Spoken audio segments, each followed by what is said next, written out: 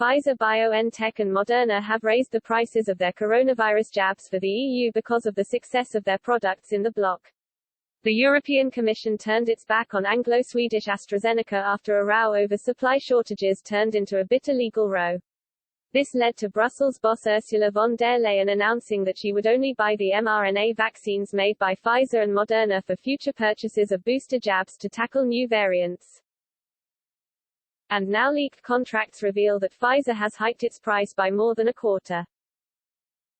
Price per dose has increased from £13.23 to £16.64, according to the Financial Times.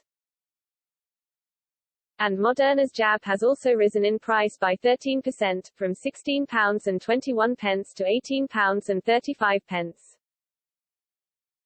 This price hikes feature in the EU's agreements to secure 2.1 billion doses of the mRNA vaccines. Mrs. von der Leyen, the Commission's president, announced the huge contracts as part of a fresh buy-up of jabs lasting until 2023.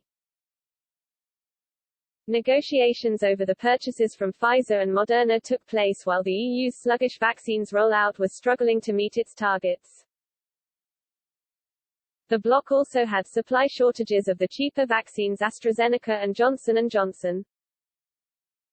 Political attacks on the two traditional vaccines also sparked public fears, with them being investigated for a link to rare blood clots. Pfizer and Moderna's jabs use messenger DNA rather than a specially engineered virus in a new method for provoking an immune response. Officials lashed out at the firms for using their market power and usual pharma rhetoric to increase the cost of their jabs. Pfizer has reported strong financial figures as a result of the sales of its COVID vaccine. The firm increased its investment guidance for annual vaccine revenue by nearly a third to £24 billion last week. Its jab sales have helped the drugs giant almost doubt its sales in the second quarter of the year. Whereas, AstraZeneca committed to selling its vaccine as cost price. Diplomats and officials have said that EU governments had paid a higher price to secure supplies from European manufacturing facilities. Moderna's negotiators were reported to have been preposterous and arrogant when discussing purchases with EU officials.